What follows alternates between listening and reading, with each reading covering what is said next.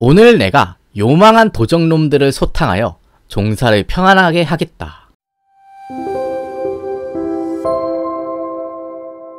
네, 영화 관상을 통해서 수양대군이 일으킨 정변인 계유정난을 살펴보고 있습니다. 이 정난의 뜻은 어려움을 편안하게 하다, 어려움을 평정하다 이런 뜻이에요. 그러면 여기서 말하는 이 어려움은 무엇이었을까? 수양대군이 겉으로 내세웠던 이 계유정난의 명분이 무엇이었는지를 한번 살펴보겠습니다. 그 수양대군이 이 계유정난을 일으킨 원인 중에 하나는 바로 당시의 우의정이자 국정을 총지휘하고 있었던 김종서가 일으키려고 했던 반역을 사전에 예방하려고 했다는 거예요. 1453년 9월 25일에 단종실록 기록에 이런 기록이 있습니다. 김종서, 황보인 등이 여러 재상과 함께 모의하여 임금, 단종을 폐위하고 안평대군을 왕으로 추대하려고 하는데 날짜는 10월 12일과 22일 중에 정하고자 했다. 그러니까 김종서가 단종을 폐위하고 안평대군을 왕으로 추대하려고 하는 계획을 준비하고 있는 거예요. 또 실록에는 그 반역의 구체적인 계획까지 기록이 되어 있는데요. 이렇게 되어 있습니다. 외방의 군사 수천 명을 동원하고 황해도와 충청도의 군사를 배로 싣고 와서 마포로 침투시킨 뒤 새벽에 안평대군이 직접 지휘하기로 했다. 이것이 안평대군의 반란인데 수양대군 측은 이 안평대군의 반역을 막기 위해서 자신들이 먼저 정난을 일으켰다고 주장하고 있습니다. 물론 이것은 이제 나중에 수양대군이 왕이 되고 나서 집권을 하고 나서 만들어진 단종실록의 기록이기 때문에 계유정난의 명분으로서 만들어진 조작된 사건이라고 보는 분이 많습니다. 어쨌거나 수양대군 측에서는 자신들이 이 안평대군의 반역을 막기 위해서 어쩔 수 없이 정난을 일으켰다고 주장을 하고 싶어 해요. 그리고 나중에 세조가 되는 수양대군 역시 마땅히 의를 떨쳐 행동한 뒤에 나중에 임금께 보고하는 것이 옳다. 그러니까 먼저 우리가 선수를 쳐서 저 김종서와 안평대군을 제거해야 된다. 이렇게 해서 수양대군 측이 먼저 김종서들을 치기 위한 계획을 세우게 됩니다. 한명회, 권람, 홍달손 등이 수양대군을 뵙고 거사 날짜를 10월 10일로 정했음을 약속했다. 그렇게 시간이 흘러서 이제 약속한 10월 10일이 되었을 때 수양대군이 여러 측근들을 불러 모아서 이렇게 말을 했다고 합니다. 오늘 내가 요망한 도적놈들을 소탕하여 종사를 평안하게 하겠다. 저 반역을 꾀하고 있는 안평대군과 김종서를 처단하겠다. 이렇게 말을 하는 거예요. 그러면서 수양대군이 이때 가장 먼저 타겟 1호로 삼았던 것은 김종서였습니다. 김종서를 경계하면서 이렇게 말을 해요. 저들 중에 가장 교활한 자는 김종서다. 내가 한두 명의 장정을 거느리고 김종서의 집에 가서 그를 죽이면 나머지 조무래기 놈들은 볼 것도 없다. 이 계획의 성패 여부는 김종서를 처단하는 데 있다. 김종서만 죽이는 데 성공하면 나머지 놈들은 볼 것도 없다. 이렇게 해서 수양대군의 계유정난이 시작이 됩니다.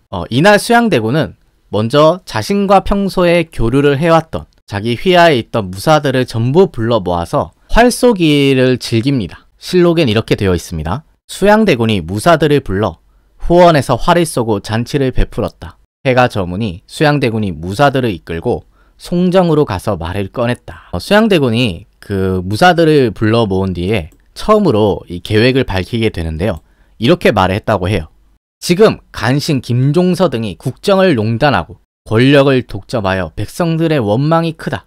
안평대군을 추대하여 반역을 도모하려 하니 국가의 위기가 눈앞에 닥친 상황이다. 그러면서 이렇게 말을 합니다. 지금이야말로 충신열사가 대의에 떨쳐 일어나 목숨을 걸어야 하는 순간이 아니겠는가. 내가 오늘 간신들을 제거하여 종사를 구하고자 하는데 그대들은 어떠한가. 함께 나서서 나와 같이 저 간신들을 제거하자. 근데 갑자기 수양대군으로부터 이런 엄청난 계획을 듣게 된 그 부사들은 얼마나 당황했겠어요. 이게 어떤 상황인지 파악이 안 된 사람도 있었을 것 같은데 그 당시에 혼란했던 상황을 실록은 이렇게 전하고 있습니다. 무사들이 말하기를 말씀한 바가 옳습니다 라고 한 사람도 있었고 임금께 먼저 아뢰야 합니다 이렇게 말하는 사람도 있었다. 의논이 분분했고 심지어 몰래 도망하는 사람도 있었다. 이렇게 해야 될지 저렇게 해야 될지 갈피도 지금 안 잡히는 이런 상황이었던 겁니다. 이렇게 막 군사들이 우물쭈물하자 그 수양대군의 책사죠. 한명회가 나섭니다. 한명회가 나서서 수양대군에게 이렇게 말을 해요. 전쟁에서 최악의 행동은 우물쭈물 결단하지 못하는 것입니다. 지금 의논이 통일되지 않지만 그렇다고 이제 와서 그만둘 수 있겠습니까? 그가 우물쭈물하면 안 됩니다. 과감하게 결단을 내려야 됩니다. 수양대군에게 결단을 촉구를 합니다. 대군이 먼저 떨쳐 일어나며 따르지 않을 자가 없을 것입니다. 한명회가 나서서 수양대군에게 결단을 내리십시오. 빨리 행동을 하셔야 됩니다. 이렇게 촉구하고 나선 거예요. 한명회에 이 재촉을 받은 수양대군이 이제 무사들에게 갑자기 화를 냅니다. 무사들에게 막 화를 내면서 말하기를, 너희들은 당장 나가서 나를 고발해라. 나는 지금부터 너희들에게 의지하지 않겠다. 그러니까 나 혼자서라도 하겠다는 거예요. 그냥 나가서 날 고발해라. 나 혼자 하겠다. 이렇게 화를 냈다는 거죠. 그러면서 또 수양대군이 이런 말도 했다고 해요. 지금 나 한 사람에게 종사의 운명이 달렸다. 장부가 죽으면 사직을 위해 죽을 뿐이다. 따를 자는 따르고 갈 자는 가라.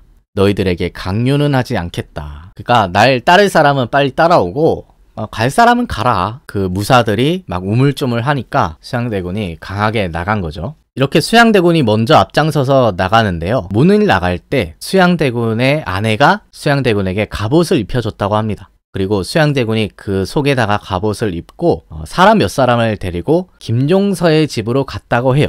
수양대군이 김종서의 집에 찾아가서 그 김종서를 암살하는 장면이 영화 관상에도 그대로 그려졌는데요. 실제 기록은 이렇게 되어 있습니다. 수양대군이 말을 타고 장정 몇 사람과 함께 김종서의 집으로 갔다. 김종서의 아들 김승규가 수양대군을 맞이했다. 그 장면이 영화에서 아주 실감나게 연출이 되었습니다. 근데 그 당시에 김종서는 당연히 집에 있었을 텐데 한밤중에 갑자기 수양대군이 찾아오니까 이상하지 않았겠어요? 당연히 이상함을 느꼈겠죠. 그래서 그 마중을 나가려고 하는 김승규에게 이렇게 말을 해줬다고 합니다. 우선 나가지 말고 담 위로 상황을 살펴라. 데리고 온 사람이 적으면 나가서 맞이하고 데리고 온 사람이 많으면 화살로 쏴라. 그러니까 이 김종서도 이걸 보면 보통 사람이 아닌 게 수양대군이 온 목적을 어느 정도 예감을 한 것 같아요. 네가 가서 마중을 하고 데려온 사람이 많으면 그 자리에서 어떻게 하라고 했어요? 화살로 쏴라.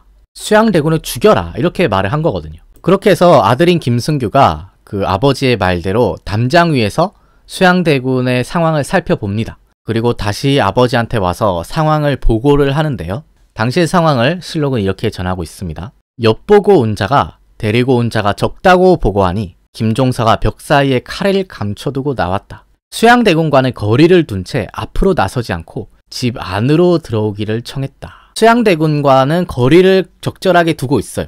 그리고 안으로 들어와라. 안으로 들어오기를 청하고 있습니다. 이렇게 김종서가 나오긴 나왔는데 수양대군에게 경계를 풀지 않고 거리를 둔 채 계속 안으로 들어오라고만 하니까 수양대군도 김종서의 유인책에 당하지 않으려고 하는데요. 수양대군이 김종서에게 이렇게 말했다고 합니다. 날이 늦었으니 들어가지는 못하겠고 한 가지 청이 있어 왔습니다. 여기 청탁할 편지가 있으니 한번 살펴주시오. 이 두 사람 간의 간격을 좁히려면은 한 가지 청이 있습니다 하면서 청탁 편지를 좀 봐달라고 하는 거예요. 그래서 가까이 가면은 안 되는데 그 이후의 상황은 여러분들이 예상하시는 대로인데요.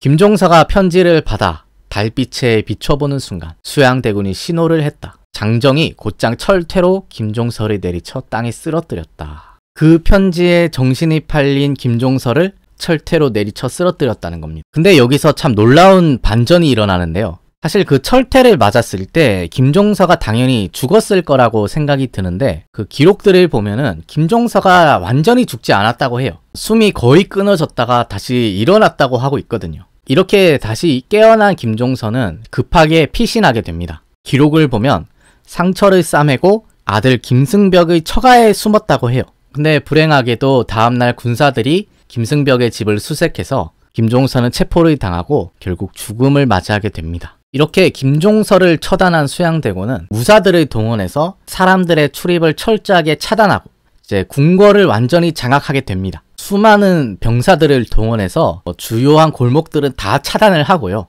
그 사이에 자신은 이제 골 안으로 들어가서 단종을 만나게 돼요.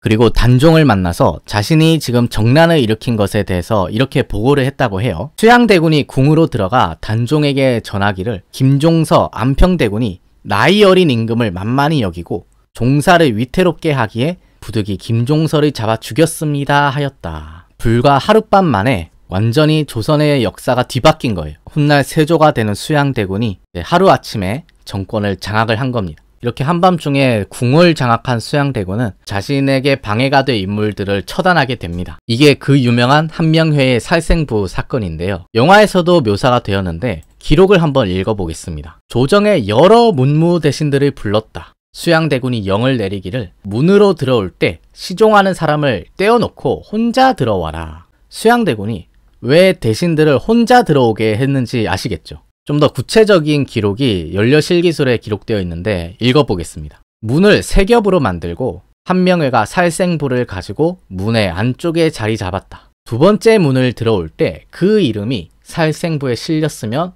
몽둥이로 때려 죽였다. 그러니까 한명회가 문 끝에 앉아가지고 이 사람은 죽여라, 이 사람은 살려라, 이렇게 자기가 살생부를 가지고 처단을 했다는 거예요.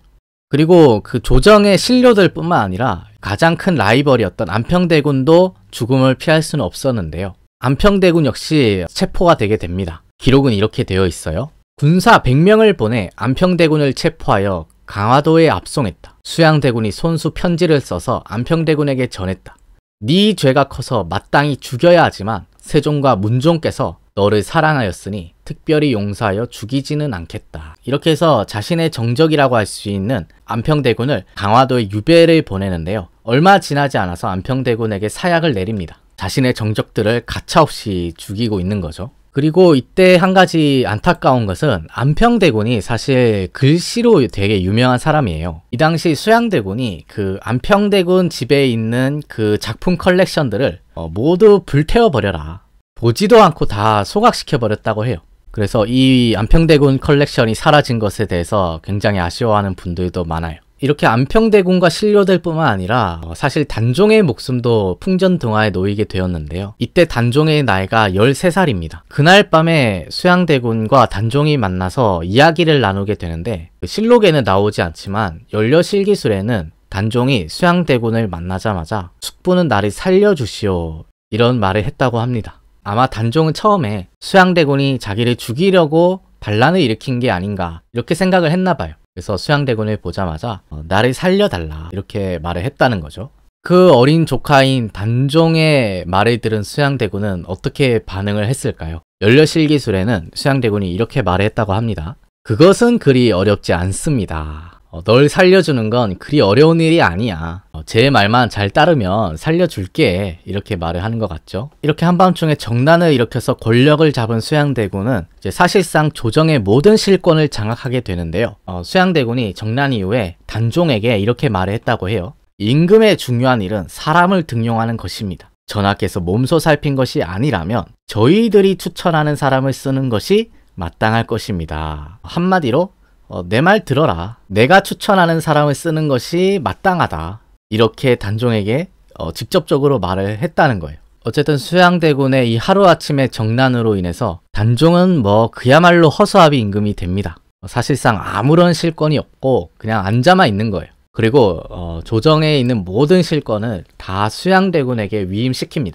단종이 이렇게 말을 해요. 과인이 어리고 부족한 탓에 이처럼 위태로운 때를 만났으니 수양대군으로 하여금 정사를 보좌하게 하고 나라의 중요한 모든 일을 총괄하게 하겠다. 이때 단종이 수양대군에게 내린 벼슬을 보면 영의정 부사, 영경연 서운관사, 변판 이병조사. 그러니까 조정의 영의정이면서 이조와 병조의 실권을 다 가졌다고 되어 있거든요. 그러니까 이조는 문관들의 인사권을 가진 자리고 병조는 이 무관들의 인사권을 가진 자리예요. 그러니까 문무백관에 대한 모든 인사권을 다 수양대군에게 몰아준 겁니다. 그야말로 왕과 다름없는 존재로 수양대군이 올라간 거예요. 이런 상황에서도 단종은 희망을 놓지 않았습니다. 단종이 살짝 이런 말을 섞어놨어요. 내가 친히 정치를 할 앞날을 기다리겠노라. 단종이 품었던 이 희망, 내가 정치를 할 앞날은 오지 않았어요. 네, 오늘 이렇게 해서 영화 관상의 배경이 되는 수양대군의 계유정난에 대한 이야기를 실제 사료를 통해 한번 살펴봤는데요. 다음 시간에는 비교적 최근에 개봉한 영화인데요. 영화 한산, 이순신 장군의 한산도 대첩을 다룬 영화인데 한산이라는 영화를 가지고 찾아뵙도록 하겠습니다. 긴 시간 시청해 주셔서 고맙습니다.